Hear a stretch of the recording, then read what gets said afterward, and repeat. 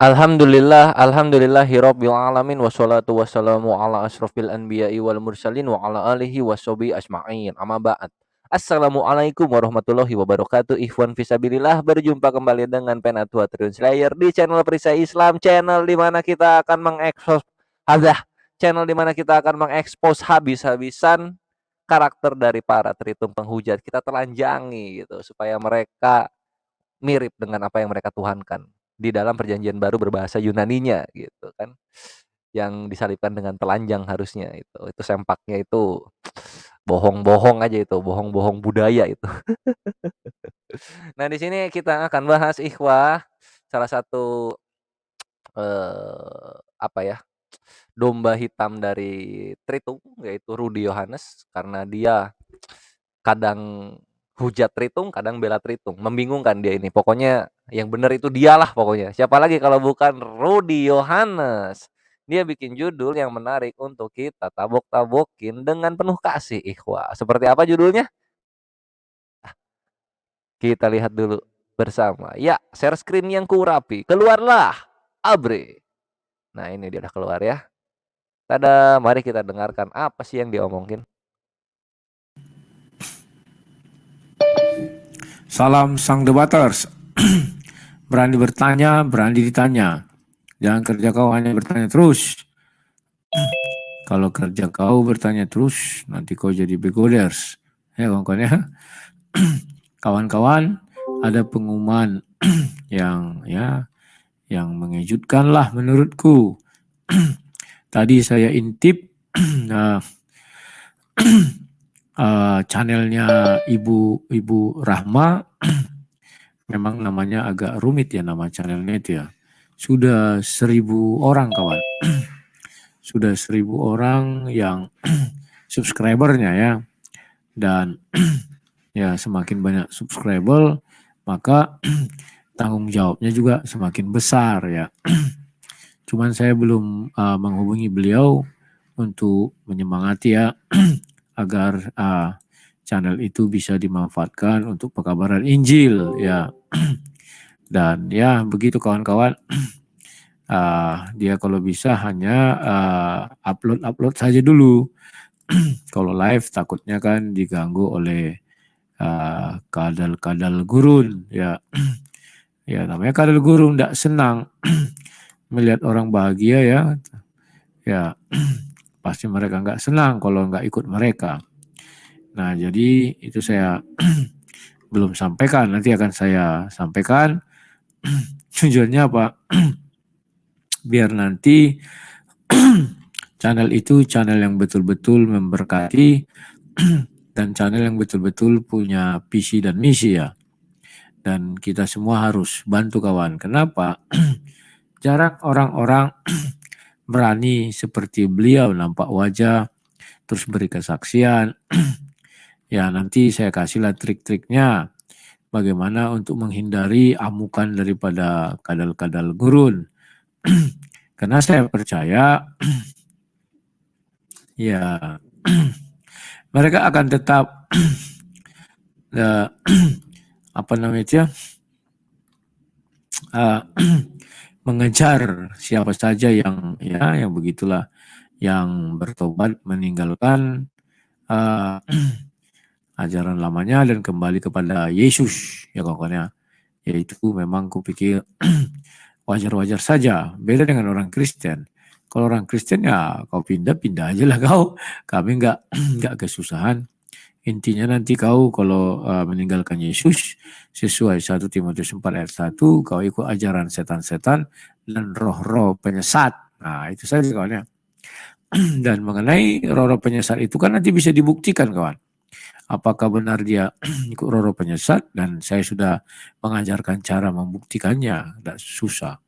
Kalau kemarin saya mengambil dari 1 Timotius 4 ayat 1, kemarinnya lagi ya puji Tuhan, Ibu Rahma membuktikan ketika dia mulai ikut Yesus, maka ya banyak setan-setan lah datang sama dia. Setan-setan yang ya dari sudut merah kira-kira gitu kan, sudut biru kan, kalau tinju kan ada sudut merah, sudut biru ya. Nah, kawan-kawan, malam hari ini saya membahas sebuah bahasan yang sangat unik dan menarik ya. Kenapa saya katakan unik dan menarik? Karena bentar ya.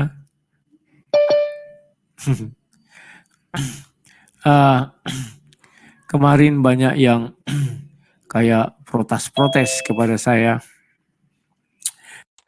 Ini si lain bahas apa sih? Bahas ini seorang murtadin, iya murtadin ya. Ya gini sih Lai. Kalau misalnya Islam pindah ke Kristen itu enak-enak banget serius. Dari agama yang jelas aturannya pindah ke agama yang ongkang-ongkang kaki, agama yang santuy nggak ngapa-ngapain gitu. Udah selamat, ya nggak sih? Nggak perlu sholat 5 waktu, nggak perlu puasa 1 bulan penuh gitu kan. Mau hidup kayak layar Rudi gitu, hujat sana hujat sini, tusuk sana tusuk sini dari belakang, ini nggak peduli. Dosa sudah ditebus, ngapain aja bebas, yang ditakutkan hanyalah KUHP gitu. Kepada Tuhan nggak perlu takut, oh Tuhannya kasih kok, mau kayak gimana kita tetap dikasihi, iya nggak? Enak lah. Yang susah itu dari kekristenan masuk ke Islam itu baru susah, itu baru top jempol gitu. Karena dari agama santuy, agama yang bikin lemak jenuh naik, kepada agama yang membuat badan sehat karena tegas. Wajib sholat 5 waktu dan wajib puasa Ramadan. Gitu loh. Kan ini jadi sehat badan. Sesuatu yang menyehatkan itu kan butuh effort gitu. Butuh sesuatu yang ada gerakan, ada perbuatannya. Kan gitu ya. Nggak cuma berbuat baik toh gitu kan. Bahkan kita berbuat baik itu juga nggak cukup, harus ada sebuah peribadatan yang dilakukan dalam Islam. Itu kan lah ya. Makanya jadi nggak aneh kayak itu. Eh, Islam ke Kristen, alah piece of cake, mudah, perkara sepele itu.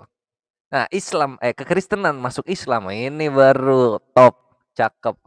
Sampai meninggal sholat 5 waktu, puasa Ramadan, masya Allah. Makanya semoga Allah selalu merahmati para mualafah dan mualaf karena mereka berani mendedikasikan dirinya untuk beribadah sesuai dengan apa yang ditetapkan oleh Tuhan semesta alam, Rabbul Alamin, Allah Azza wa Jalla. Gitulah tanggapan aku.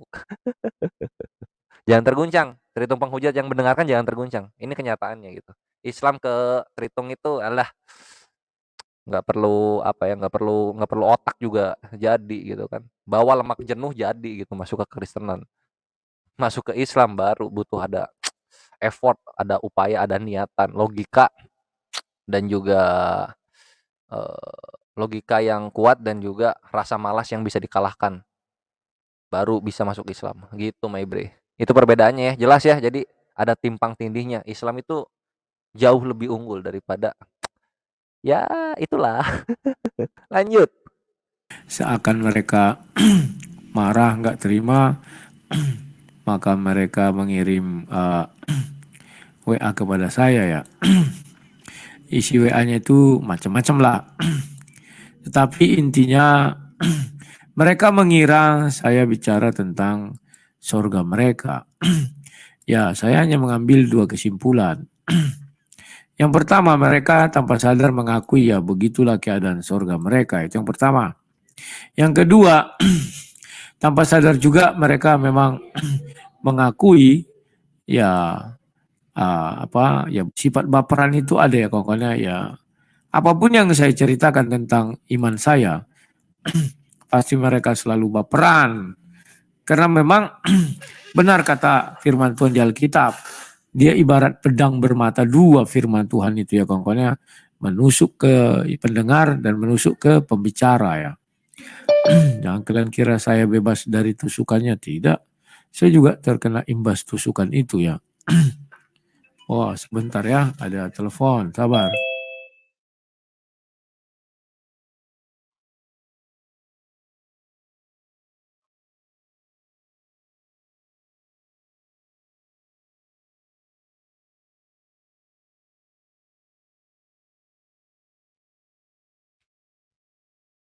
Woi, lagi gua reaction malah nelpon, nggak sopan banget lau jadi orang.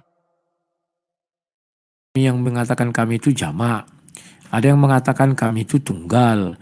Tujuannya kalau jamak nanti jadi Tritunggal, ya kan?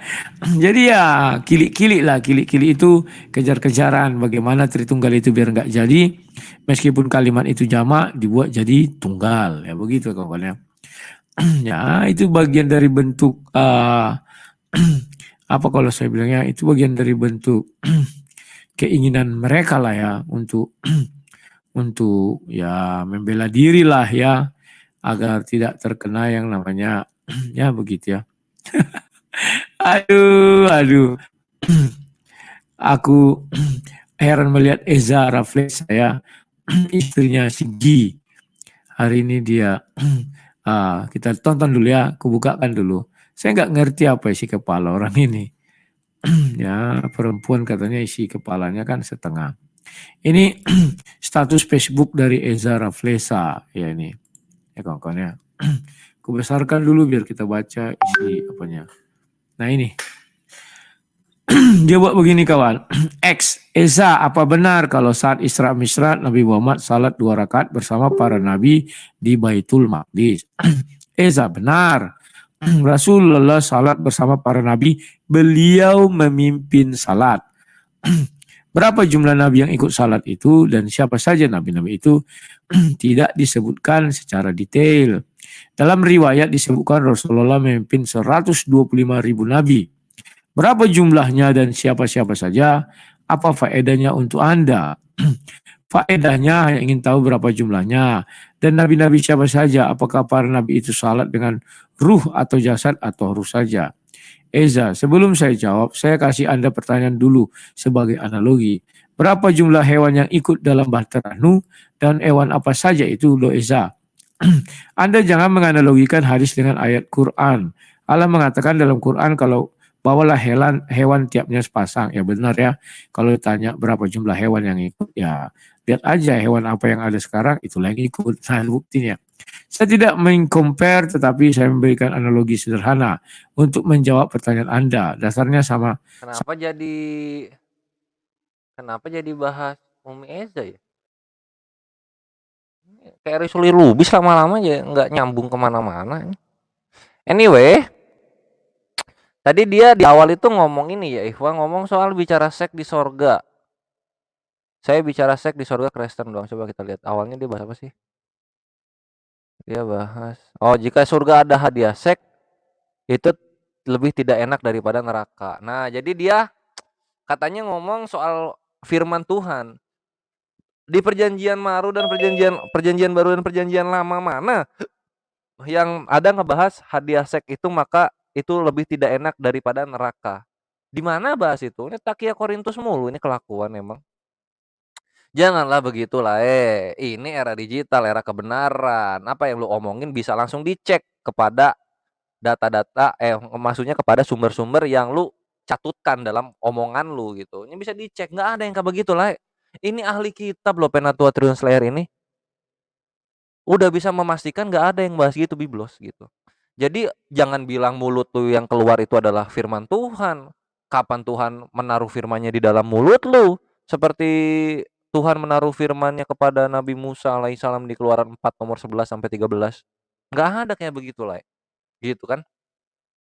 Terus janganlah bikin sesuatu yang mengada-ngada, mengadi-ngadi, umat muslim marah dengan apa yang kalian beritakan gitu. Kalian yang jelas itu iri gitu. Kalian iri. Kenapa kalian iri? Karena hubungan kekeluargaan dan pernikahan kalian itu langsung terpisah di sorga itu. Itulah kenapa dalam pernikahan Tritung cabang Eropa itu ada perkataan begini, ikhwah. Till death do us part, atau sampai maut memisahkan kita. Jadi udah setelah maut ya udah bukan suami istri lagi masing-masing gitu. Ayah bukan ayah dari anaknya, anak bukan anak dari ibunya. Semua ya udah masing-masing aja gitu kan. Jadinya meaningless, nggak penting gitu, nggak ada tujuannya sama sekali, nggak guna, gagal. Hubungan persaudaraan, kasih di dunia, kasih sayang, cinta kepada keluarga, kerabat gitu. Semua segala hubungan sosial yang kita punya itu jadinya nggak jelas, nggak guna gitu. Buat apa coba? Buat apa coba? Ya, buat apa coba? Ngapain lu diperkenalkan dengan istri lu sekarang? Ngapain lu diberikan anak dari istri lu? Coba buat apa coba? Kalau ujung-ujungnya di akhirat semua masing-masing. Ini kan ibarat, perhatiin deh, Ujung-ujungnya nanti semua akan bernyanyi-nyanyi bersukacita abadi. Ini sama aja kayak di Ikhwah pernah masuk ke taman boneka di Dufan? Na na na na na na na na na na na na na itu dari tahun 98 itu gitu terus itu. Gitu terus bayangin. Bayangin itu. Itu boneka begitu terus coba. Nah, gara-gara mereka tidak bisa membangga-banggakan apa yang terjadi di surga mereka, makanya mereka nyir-nyir kepada seluruh aktivitas yang ada di dalam surganya Islam.